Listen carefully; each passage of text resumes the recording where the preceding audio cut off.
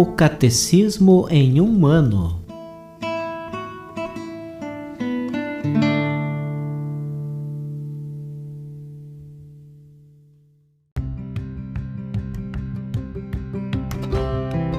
Olá, eu sou Yuri, seminarista da Diocese de Ponta Grossa, Paraná.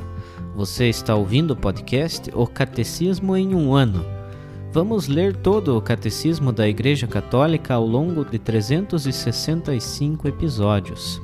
Estamos utilizando a tradução em português apresentada pela CNBB em 2013, baseada na edição típica em latim de 1997. Baixe o plano de leitura por meio de um link que você encontra na página do Instagram O Catecismo em um ano ou na descrição desse podcast.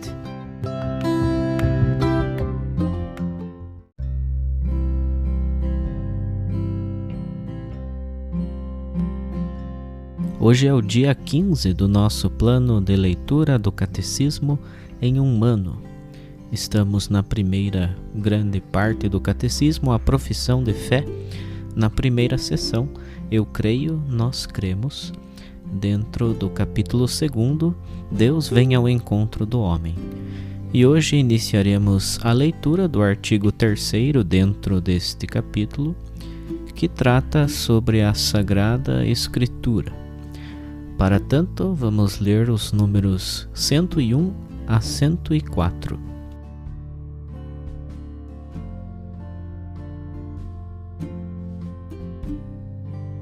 Artigo 3º. A Sagrada Escritura. Primeiro, Cristo, palavra única da Sagrada Escritura.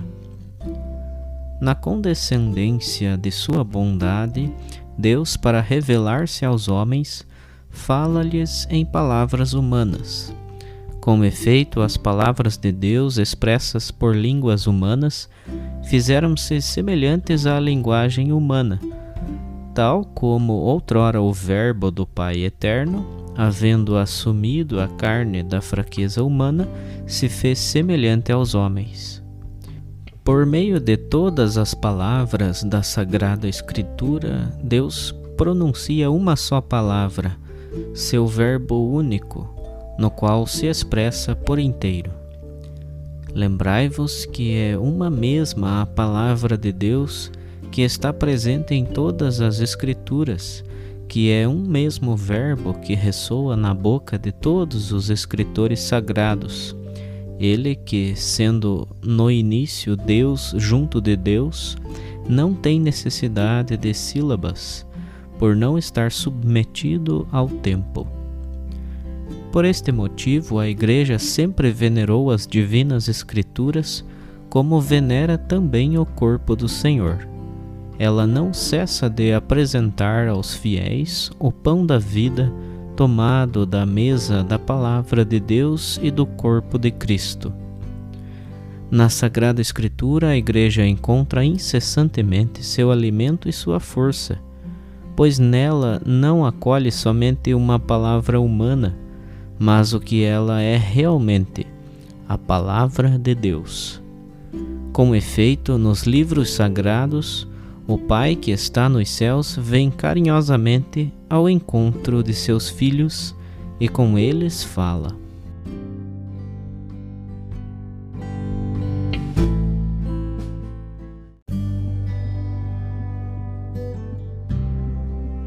Para o comentário adicional de hoje, vamos ler um texto do Papa Bento XVI, pronunciado em um Ângelus.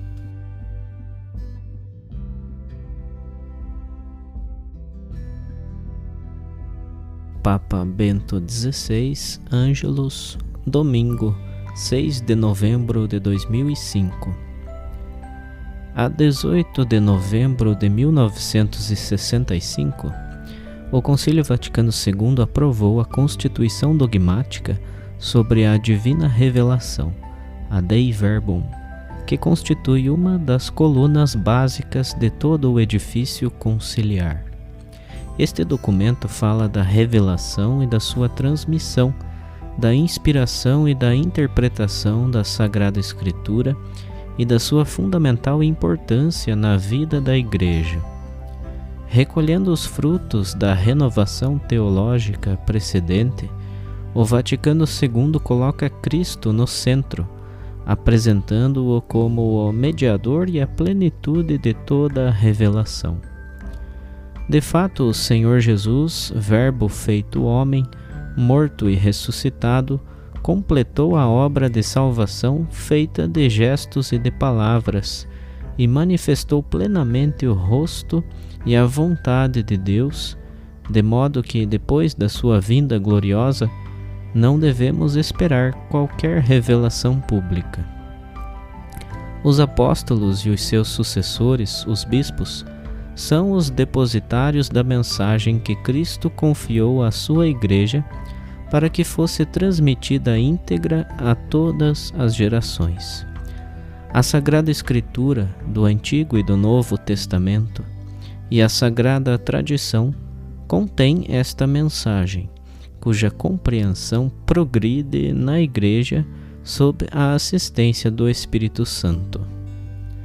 Esta mesma tradição faz conhecer o cânone integral dos livros sagrados e torna-os retamente compreensíveis e em vigor, de modo que Deus, o qual falou aos patriarcas e aos profetas, não cessa de falar à Igreja por meio dela ao mundo. A Igreja não vive de si mesma, mas do Evangelho, e ao Evangelho vai buscar sempre a orientação para o seu caminho. A Constituição Conciliar Dei Verbum imprimiu um forte impulso à valorização da Palavra de Deus, do qual derivou uma profunda renovação da vida da comunidade eclesial, sobretudo na pregação, na catequese, na teologia, na espiritualidade e nas relações ecumênicas. De fato, é a Palavra de Deus que, por meio da ação do Espírito Santo, guia os crentes para a plenitude da verdade. Entre os numerosos frutos desta primavera bíblica, apraz-me mencionar a difusão da antiga prática da Lectio Divina, ou leitura espiritual, da Sagrada Escritura. Ela consiste em permanecer prolongadamente sobre um texto bíblico, lendo-o e relendo-o, quase ruminando-o, como dizem os padres, e espremendo, por assim dizer, todo o seu sumo, para que alimente como linfa a vida concreta.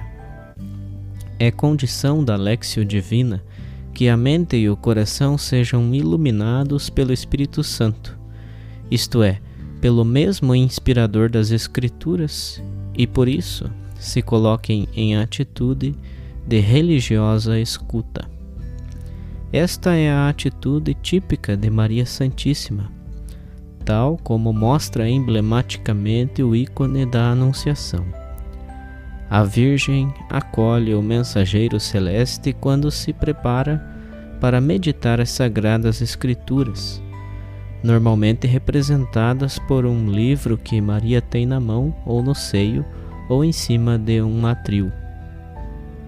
Também é esta a imagem da Igreja oferecida pelo próprio concílio na Constituição Dei Verbum, ouvindo religiosamente a Palavra de Deus, diz o número 1 deste documento.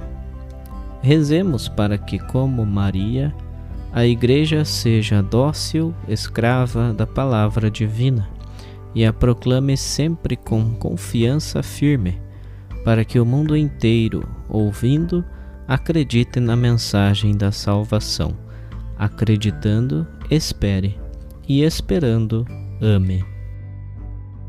Os textos dos discursos papais encontram-se na íntegra no site da Santa Sé, vatican.va.